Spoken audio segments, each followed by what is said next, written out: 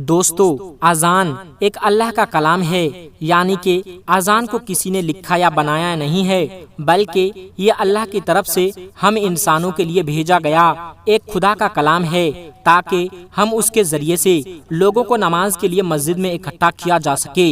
इसी वजह से हर रोज 5 वक्त मस्जिद में अजान दी जाती है। मगर आज कुछ लोगों की वजह से भारत का माहौल ऐसा बन गया है कि जगह जगह पर लोग अजान पर एतराज करते हुए नजर आ रहे हैं। यह लोग शायद इस बात को भूल गए हैं कि जब अल्लाह का अजाब आता है तो संभलने तक का मौका नहीं मिलता और इंसान तबाह और बर्बाद होकर रह जाता है। आज की इस वीडियो में हम आपको एक ऐसे शख्स के बारे में बताने वाले हैं जो अजान से सख्त नफरत किया करता था, और यही नहीं, एक बार तो उसने अजान देने वाले को गालियां दी और उसे थप्पड़ भी मार दिया और अजान बंद करा दी। उसके बाद में उस शख्स के साथ में जो कुछ हुआ उसके बारे में जानकर आप लोग भी हैरान और परेशान हो जाओगे। इसलिए आज का ये वीडियो आप सभी के लिए बहुत ही ज्यादा खास है। आप हिंदू हो या मुस्लिम, आप इस वीडियो को आखिर तक जरूर देखें और मेहरबानी करके शेयर भी कर दें, ताकि और भी लोगों के पास में ये वीडियो पहुंच जाए। तो चलिए दोस्तों, शुरू करते हैं आज की वीडियो। दोस्तों, बहुत पहले की बात है, किसी इलाके में एक बहुत बड़ा ऑफिसर था। एक बार किसी खास काम से उसका तबादला किसी मुस्लिम इलाके में हो गया था। इत्तेफाक से वहाँ पर उसको जो रिहाइश मिली, यानी कि वहाँ पर उसको रहने के लिए जो मकान मिला, उसके करीब में ही एक मस्जिद थी जिसमें दिन में 5 टाइम जोर जोर से अजान दी जाती थी। एक दिन वो ऑफिसर अपने मकान में सो रहा था कि इतने में मस्जिद में फज्र की अजान होने लगी, यानी कि उसके कानों में जोर जोर से अजान की आवाज पड़ने लगी, जिससे उस ऑफिसर की आंखें खुल गईं। यही देखकर उस ऑफिसर को बहुत गुस्सा आया। इसलिए फिर उसने सुबह होते ही उस मुअज्जिन को, यानी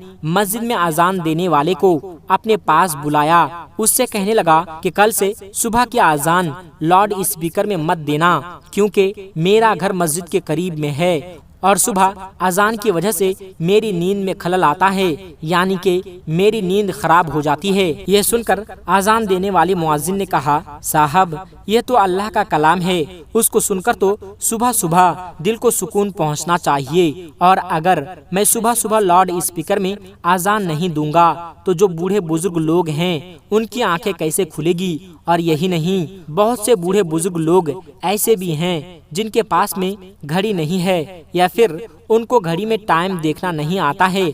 ऐसे लोग तो सुबह सुबह अजान की आवाज को सुनकर ही मस्जिद में नमाज पढ़ने के लिए आते हैं। और साहब, अजान की आवाज सुनकर आप भी सुबह जल्दी उठ जाया करो, उससे आपको बहुत ही ज्यादा फायदा होगा। सुबह सुबह जल्दी उठकर आप भी कुछ सैर कर लिया करो, आप भी कुछ वॉकिंग कर लिया करो, उससे आपके जिस्म को भी बहुत ही ज्यादा फायदा हासिल होगा। वो ऑफिसर तो मुसलमानों के बारे में तरह तरह के बातें सुनकर पहले ही बहुत नफरत करता था। इसलिए फिर वो उस मुअज्जिन की इस तरह की बातें सुनकर गुस्से से कहने लगा कि मुझे ज्यादा समझाने की जरूरत नहीं है। खबरदार, जो तुमने अगर कल सुबह लाउड स्पीकर में अजान दी तो। इस तरह से फिर उस ऑफिसर ने अजान देने वाले को फटकार लगाकर भेज दिया। मगर उस मुअज्जिन ने उस ऑफिसर की बात पर कोई खास ध्यान नहीं दिया। इसलिए फिर उसने अगले दिन ही सुबह फज्र के वक्त लाउड स्पीकर में अजान दे दी। जैसे ही सुबह सुबह उस ऑफिसर ने फिर से अजान की आवाज सुनी तो वो गुस्से से लाल हो गया। वो फौरन उस अजान देने वाले के पास गया और उसको बुरा भला कहने लगा, और यही नहीं, गुस्से में उसने उस अजान देने वाले को थप्पड़ भी मार दिया और कहने लगा कि मैंने कल तुमको कितना समझाया था कि सुबह अजान देने से मेरी नींद खराब होती है, इसलिए लाउड स्पीकर में अजान मत देना, लेकिन तुमने तो मेरी बात पर ध्यान ही नहीं दिया। भला अजान देने वाला उस अफसर को क्या कहता, वो तो थप्पड़ खाकर रोने लगा और दिल ही दिल में अल्लाह से दुआ करने लगा, या अल्लाह, आज इसने तेरी इस अजान देने वाले बंदे पर जुल्म किया है, तू इसे अपने अजाब में मुब्तला कर दे, उसे ऐसी सजा दे कि उसकी अक्ल ठिकाने आ जाए। जैसे ही मुअज्जिन की आह अल्लाह की बारगाह में पहुंची तो अल्लाह ने फौरन उसकी दुआ को कबूल फरमा लिया और उसी दिन उस अफसर पर अल्लाह ने अपना अजाब नाजिल कर दिया। यानी कि उसी रात वो अल्लाह की पकड़ में आ गया। जिस दिन उसने उस अजान देने वाले को थप्पड़ मारा, उस रात वो अपने घर में सोया जरूर था, मगर सुबह वो उठ न सका, क्योंकि उसी रात उसके जिस्म के एक हिस्से पर लकवा पड़ गया, जिसकी वजह से उसके हाथ हिलने के भी काबिल नहीं रहे। उसके बाद उस अफसर का काफी इलाज करवाया गया, उसका वो मर्ज ठीक ना हो सका। यहाँ तक कि ये देखकर फिर दफ्तर वालों ने उसे नौकरी से निकाल दिया। अब उसके घर में जो रिश्वत की मोटी रकम आती थी वो भी आना बंद हो गई थी। अब वो पूरे दिन अपने घर में पड़ा पड़ा अपनी बीवी के साथ में लड़ाई झगड़ा करने लगा। बेचारी बीवी उसकी खिदमत करती थी, उसे अपने हाथ से खाना खिलाती थी, उसके कपड़े बदलती थी, यानी कि हर तरह से उसकी देखभाल करती थी, मगर उसकी तरफ से उसको गालियां ही सुनने को मिलती थी। इस तरह से फिर कुछ दिनों के बाद में उसकी वो बीवी भी उससे तंग आ गई। इसलिए बीवी ने फिर एक दिन अपने भाई को फोन कर दिया और कहने लगी, भैया मैं यहाँ पर इस इंसान से तंग आ चुकी हूँ, पूरे दिन उसकी खिदमत करती रहती हूँ, मगर ऊपर से ये मुझे गालियाँ देता है, मारता पीटता है। अब मैं यहाँ पर उसके साथ नहीं रह सकती हूँ, इसलिए आप मुझे यहाँ से ले जाएं। यह सुनकर उसका भाई फौरन ही उसको लेने के लिए आ गया और फिर उसकी वो बीवी भी अपने मायके चली गई। इसी दौरान उस अफसर के जिस्म के दूसरे हिस्से पर भी लकवा पड़ गया। अब उसके जिस्म का दूसरा हिस्सा भी काम करना बंद कर दिया। अब उसकी दोनों टांगे सीने से ज्यादा लगी थी। अब वो अफसर एक जिंदा लाश बनकर रह गया था। अब ना ही उसके हाथ हिल रहे थे और ना ही उसके पांव काम कर रहे थे और घर में ना ही कोई उसको देखभाल करने वाला था। ये देखकर एक दिन उसका छोटा भाई उसके पास आया और उसे उठाकर अपने घर पे ले गया। अब ये ना तो खुद उठ सकता था और ना ही खुद के हाथ से खा पी सकता था।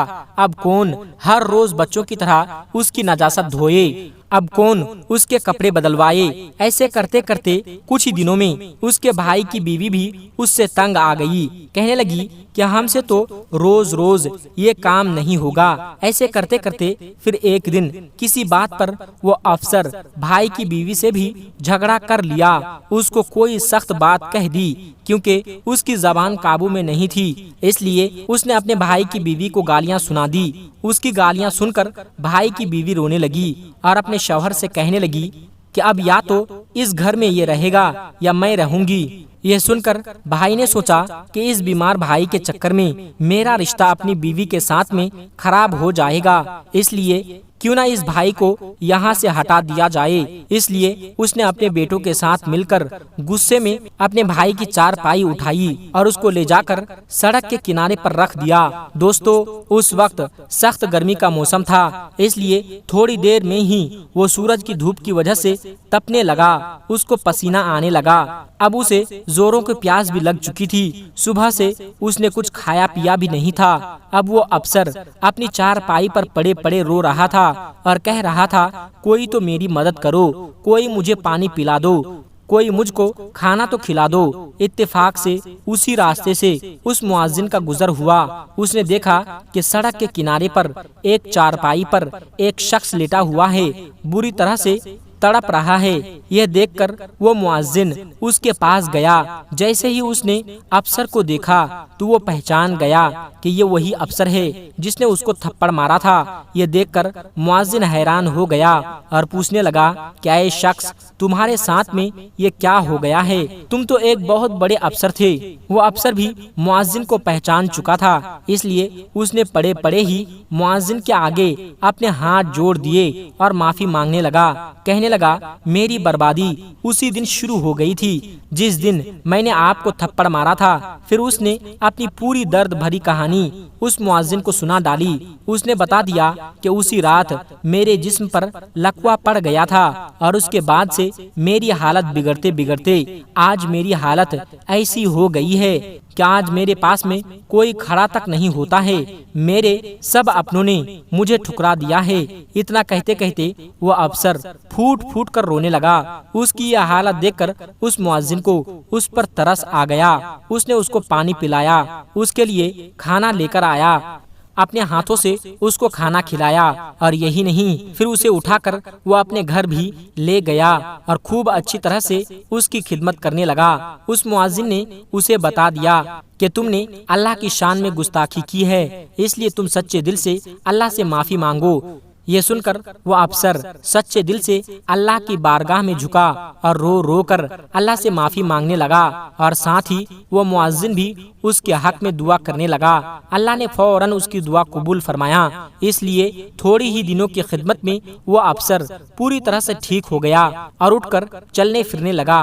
तो प्यारे दोस्तों, याद रखें, जो कोई किसी मजलूम पर जुल्म करता है उस पर फिर उसी तरह से अल्लाह का अजाब उतरता है। बाज मर्तबा इंसान अपनी औकात को भूल जाता है। आज हमारे पास में वक्त है सही मानों में इंसान बनने का, अपनी औकात को याद करने का, अपनी गलतियों से तौबा करने का, लेकिन आज हम पॉलिटिशियन के चक्कर में आकर आपस में लड़ झगड़ रहे हैं। याद रखें, यह नेता लोग सिर्फ और सिर्फ अपने वोटों के फायदों के लिए हमको लड़वाने में लगी हुई है, और हम हैं कि उनकी बातों में आकर आपस में लड़ रहे हैं। इसलिए दोस्तों, अगर हमें कामयाब होना है, अगर हमें आगे बढ़ना है, तो हमको आपस में प्यार और मोहब्बत के साथ में रहना होगा। धर्म कोई भी हो, मजहब कोई भी हो, सबके रूल्स अपने अपने हिसाब से अच्छे हैं। इसलिए हमें एक दूसरे के धर्म पर कभी भी उंगली नहीं उठानी चाहिए और उस पर सवाल नहीं उठानी चाहिए। अल्लाह से दुआ है कि अल्लाह पाक हम सबको आपस में प्यार मोहब्बत से रहने की तौफीक अता फरमाएं। आमीन सुम्मा आमीन। दोस्तों, आज की वीडियो में बस इतना ही। मिलते हैं एक फिर नई वीडियो के साथ। अस्सलामु अलैकुम वरहमतुल्लाहि वबरकातुहू।